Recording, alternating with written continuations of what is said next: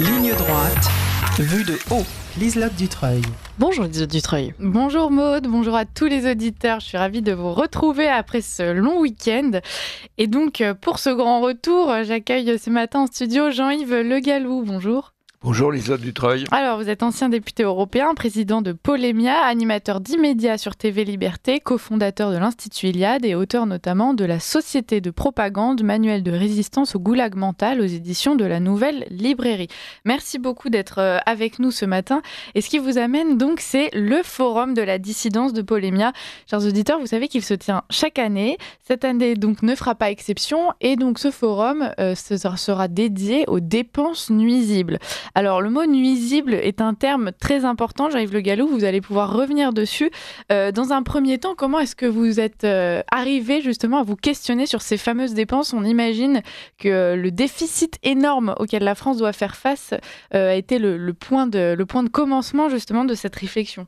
Alors, c'est effectivement le point de commencement. Le déficit de la France, le déficit annuel, c'est 150 milliards d'euros, qui s'ajoute chaque année aux 3200 milliards de dettes. Bon. Alors, la thèse qu'on entend le plus souvent, de manière générale, dans le monde médiatique, dans le monde politique, bah oui, mais les dépenses, c'est bien utile, et donc, comment couper dans des dépenses utiles ? Eh bien, nous estimons qu'il y a effectivement des dépenses publiques utiles, bien sûr, mais qu'il y a aussi des dépenses publiques nuisibles, nocives, toxiques.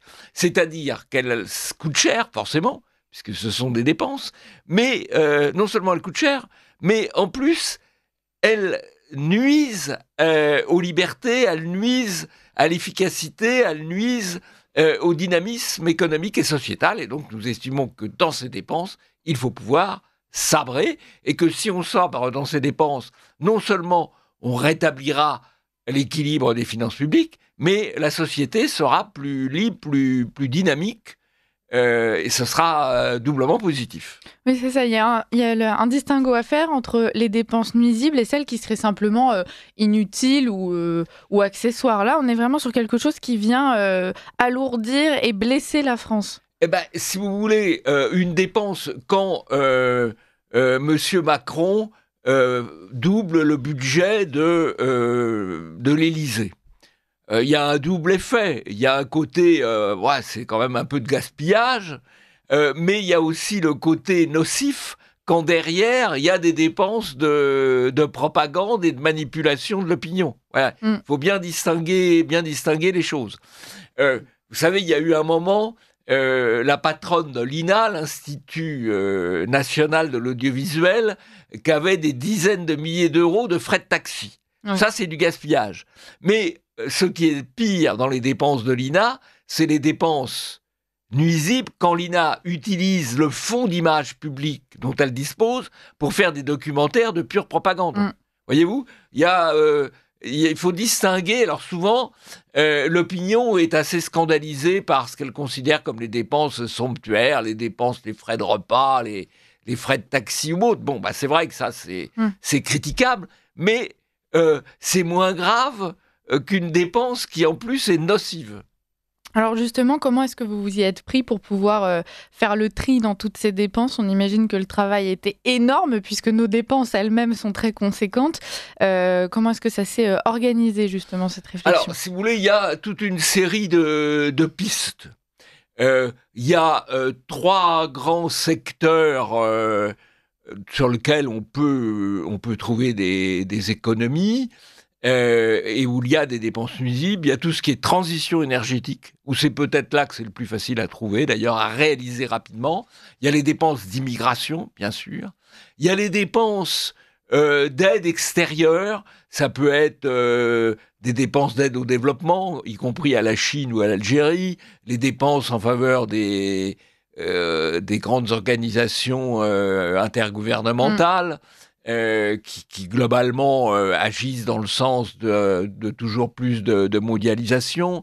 Je pense aux grandes agences type UNESCO, type OMS, type tout ce type d'organisation. Les dépenses un peu inconsidérées qui ont été faites au profit de l'Ukraine. Le déficit que coûte l'Union européenne, ça c'est le 3e volet. Donc vous avez le volet immigration, le volet aide extérieure, engagement extérieur, vous avez le volet transition énergétique. Et puis vous avez le volet, alors qui est un peu différent, qui sont l'extrême bureaucratisation. Il y a 752 agences qui doublonnent l'État, agences ou commissions, et qui sont nuisibles parce que ça complique les procédures. Ça ralentit l'efficacité. C'est-à-dire que ça produit des handicaps, voilà. Au lieu de pouvoir courir librement, vous allez courir avec des boulets aux pieds, voilà. Donc ça c'est nuisible aussi.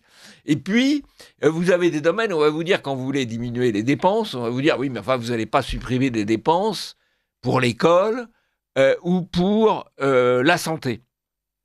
Bon, mais ce qu'on oublie de dire, c'est que par rapport à l'Allemagne, par exemple, nous avons du personnel d'encadrement administratif, aussi bien en matière scolaire qu'en matière sanitaire, beaucoup plus fort qu'en Allemagne. Et si on ramenait simplement à une situation équivalente à l'Allemagne, on économise 15 milliards d'euros. Alors ça ne va pas se faire en une journée.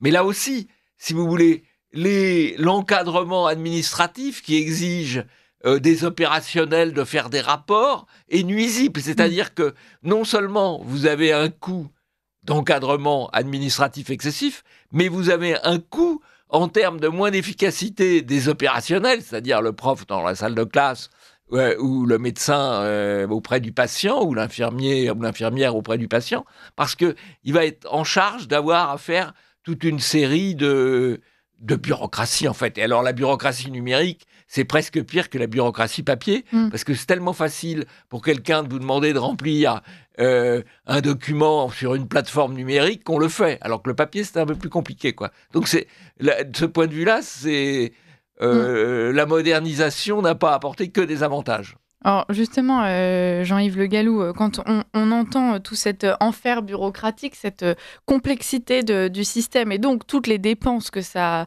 implique, on se demande simplement pourquoi aujourd'hui on est gouverné par toute une tribu d'analystes qui devraient être capables de poser un tel diagnostic et qui aujourd'hui parviennent quand même encore à nous expliquer que la solution, ça va être de trouver de l'argent en plus, notamment à travers les impôts, plutôt que de simplement s'interroger sur les économies à faire. Alors, est-ce que c'est une forme de naïveté? Est-ce que c'est de l'incompétence? Ou est-ce qu'il y a un poids idéologique justement sur toutes ces décisions? Alors, il y a un poids idéologique, il y a le postulat « toute dépense publique est bonne par nature », ce qui est faux.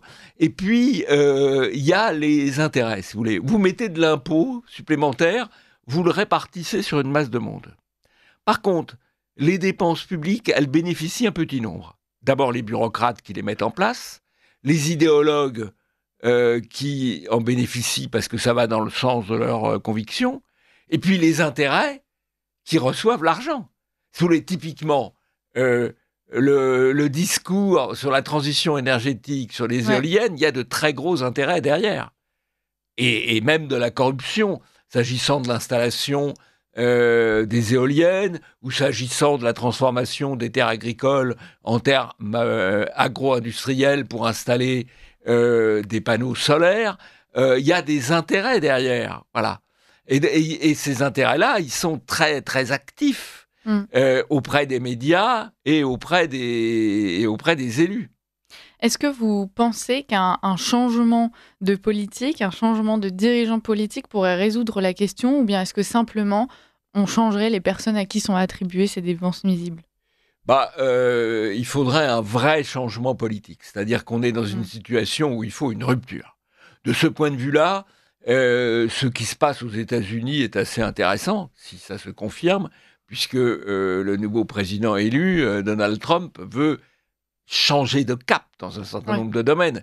Et je dois dire que l'arrivée de Musk au ministère de l'efficacité gouvernementale est assez amusante et prometteuse.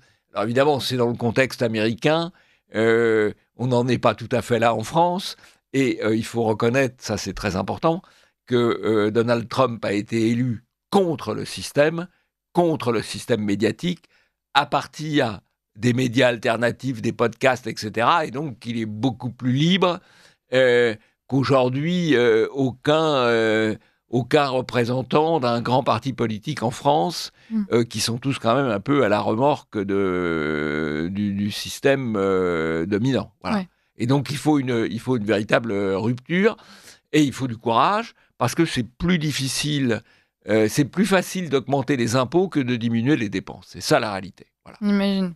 Alors, c'est assez contre-intuitif pourtant. C'est contre-intuitif, tout à fait. Vous avez raison, c'est contre-intuitif, mais c'est la réalité, telle qu'on peut l'observer en tout cas. Vous avez dit une phrase qui nous interpelle. La gauche pense que la dépense publique est bonne par principe. Est-ce que justement les Français ne se sont pas habitués à cette rengaine ? Oui, tout à fait.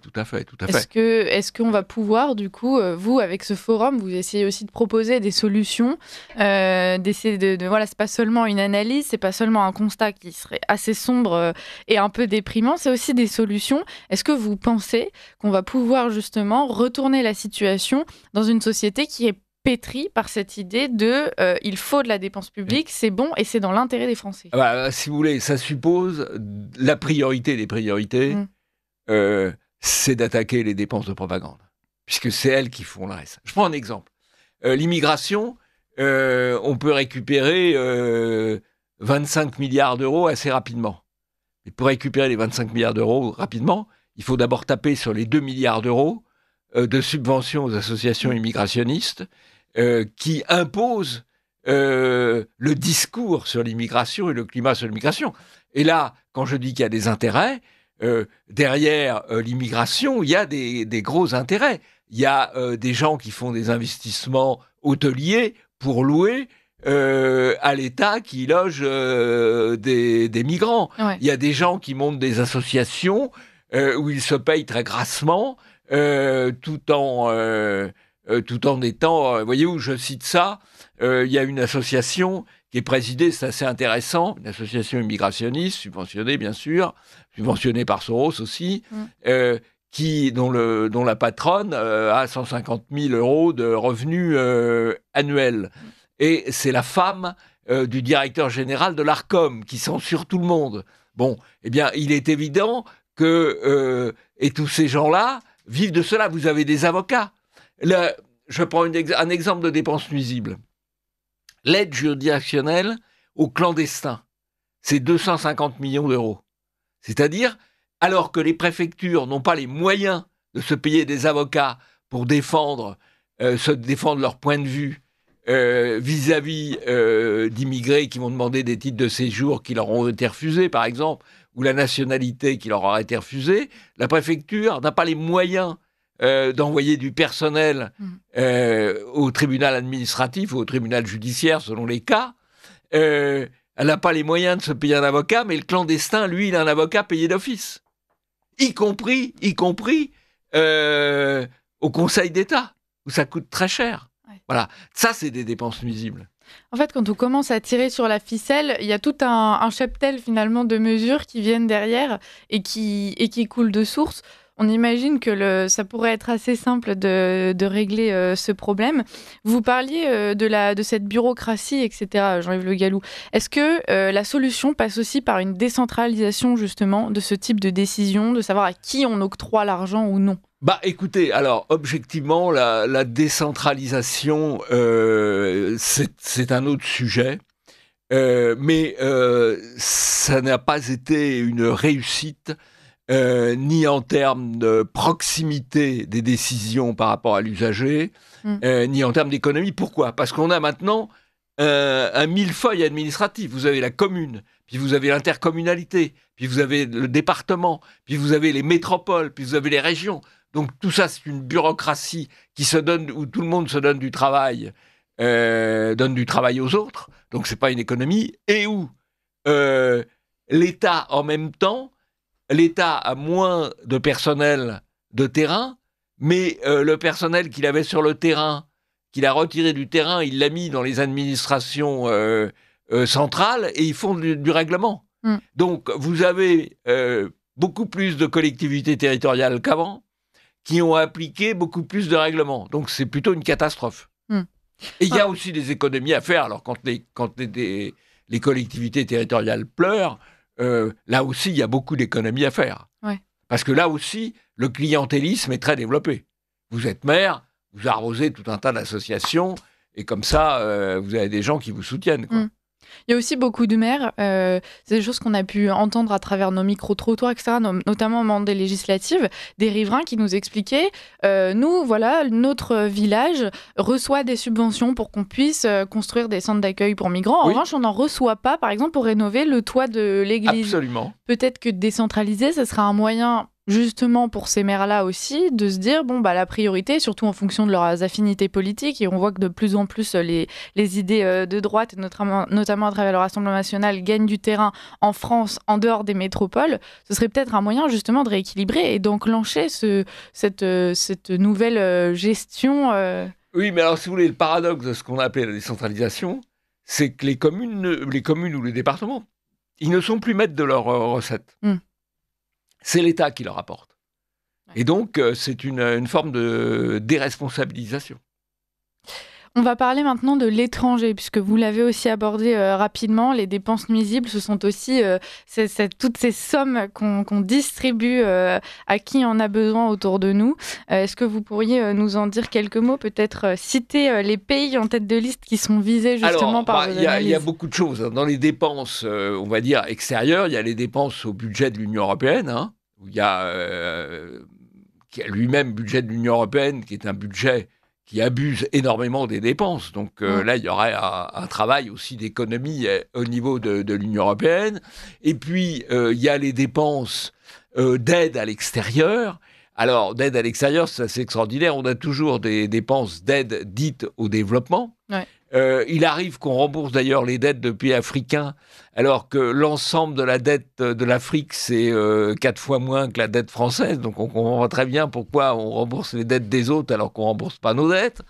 Et puis alors, il y a des dépenses qu'on pourrait qualifier de folkloriques, si je puis dire, encore que ça n'a rien de drôle. On donne quand même 400 millions d'aides au développement à la Chine. On ne voit pas en quoi la Chine a besoin qu'on l'aide dans son développement. On donne 800 millions d'aides au développement à l'Algérie. On ne voit pas très bien en quoi ce pays est amical, ni en quoi il se développe d'ailleurs. Donc là, il y a quand même des économies. Puis il y a la folie des dépenses d'aide à l'Ukraine, qui potentiellement va concurrencer notre agriculture, par exemple. Bon, voilà, donc il y a énormément de choses à faire. Alors on va avoir, lors du forum, 2 interventions importantes sur ce sujet, celle de l'ambassadeur Driancourt sur les aides extérieures et celle de Thierry Mariani sur les aides à l'Ukraine.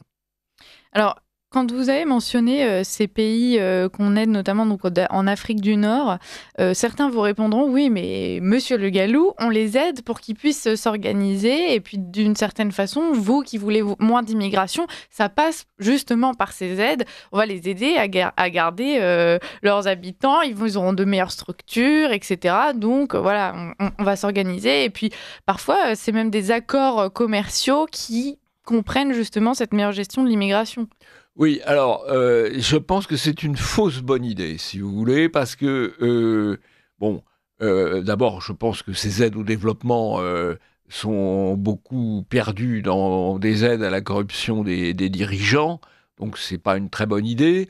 Et qu'au demeurant, il n'est pas du tout certain que le développement limite l'immigration, parce que le développement crée une catégorie qui part des campagnes vers les villes, et une fois dans les villes du tiers-monde, part des villes du tiers-monde vers les villes du Nord. Donc je crois que ce n'est pas une très bonne... c'est une fausse bonne idée. Alors, c'est une fausse bonne idée qui plaît, parce que quand quelqu'un développe un discours critique sur l'immigration, il va vite accuser d'être inhumain, de ne pas penser au malheur des gens, et donc il va donner... le côté, c'est le bonbon pour accompagner le reste, voilà. Mais c'est pas très juste, en fait. Ouais. On va revenir sur le forum en lui-même. Jean-Yves Le Gallou, vous recevez tout un tas d'experts. Alors, vous en avez mentionné quelques-uns. Vous pourrez peut-être nous donner quelques autres noms.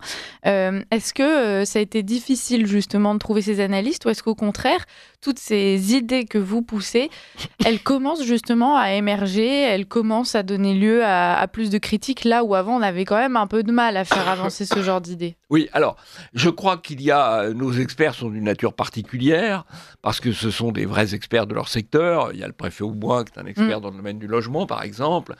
Il y a Michel Geoffroy, qui est un expert des finances publiques. Il y a Philippe Herlin, qui est un économiste.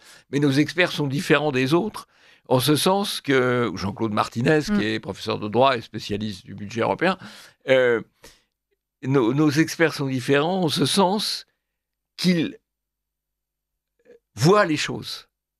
Voilà. Vous savez que c'est difficile de voir les choses. La tendance, c'est de ne pas voir les choses, parce que si on voit les choses, on en arrive à des conclusions inquiétantes.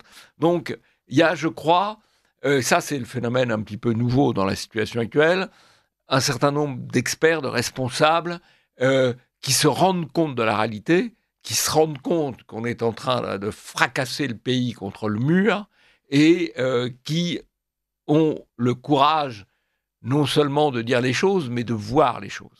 Donc nous avons des experts d'un nouvel ordre, en quelque sorte. Voilà.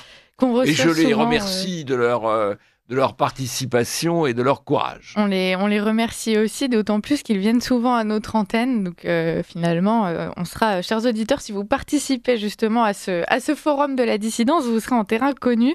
Et ce sera toujours très intéressant. En terrain d'autant plus connu que c'est une certaine Liselotte Dubreuil qui va animer les débats durant toute la journée. Voilà, je serais ravie de vous y rencontrer si vous y êtes. C'est toujours un plaisir de vous voir en chair et en os, chers auditeurs. Ça change de la radio, donc c'est une raison de plus de vous rendre au forum.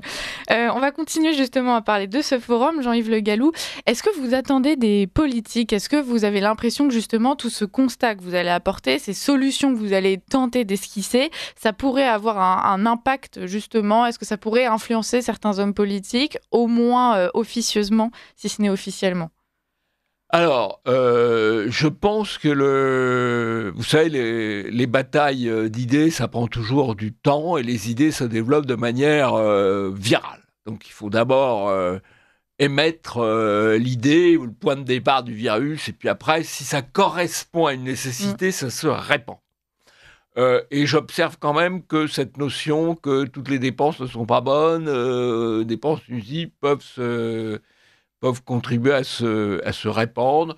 Je pense que j'ai un peu retrouvé la thématique chez Éric Zemmour ou chez Sarah Knafo, par exemple, mais d'autres peuvent suivre.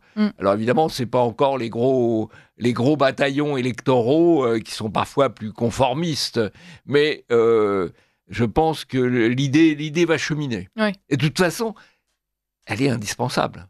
Oui. Hein, elle est indispensable. Parce que sinon... ça sera, si on ne redresse pas les finances publiques rapidement, quelles sont les options? Les options, c'est très simple. C'est soit la faillite et la mise en tutelle internationale, soit le prélèvement sur les comptes publics, sur les comptes privés, pardon, pas sur les comptes publics, sur les comptes privés, sur le compte bancaire, voilà. Tutelle internationale avec laquelle on joue déjà de très très près, selon certains analystes qu'on reçoit aussi ici. Oui, si vous voulez, la tutelle internationale, elle est un peu implicite et je crois que les gens la ressentent, parce que quand on dit les gens ont peur, par exemple, lors des élections législatives, ils ont eu peur, par exemple, de porter trop de voix vers le Rassemblement national. Ils se disent, si le Rassemblement national arrive, la tutelle internationale va nous tomber dessus. Ouais. Hein, et il est possible qu'effectivement, la tutelle internationale serait moins généreuse avec des gens du Rassemblement national qu'avec les gens actuels. Oui, ça c'est possible. Et les anciens banquiers qui nous gouvernent, n'est-ce pas ? Jean-Yves Le Gallou, justement, ce forum, est-ce que vous avez eu peur qu'il soit censuré ? Vous avez parlé de tout cet argent qui contribue à une certaine propagande. On sait aujourd'hui que vous devez lutter dans un monde de censure également. Il y a déjà certains de nos événements qui ont été censurés, justement, interdits. Est-ce que vous en avez peur ? Est-ce que normalement c'est bon, tout est blindé ?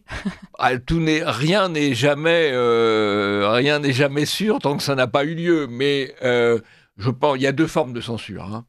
Il y a la censure directe par interdiction de l'État, du préfet de police. Bon, on a eu des exemples à l'époque de Darmanin.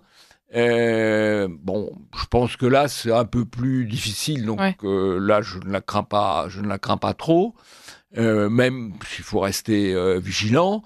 Et puis, il y a la censure indirecte qui s'exerce par la pression sur les salles. Bon, voilà, là aussi, je pense que je ne la crains pas trop. Mais il y a toujours ce risque, oui. Nous luttons contre la censure, voilà.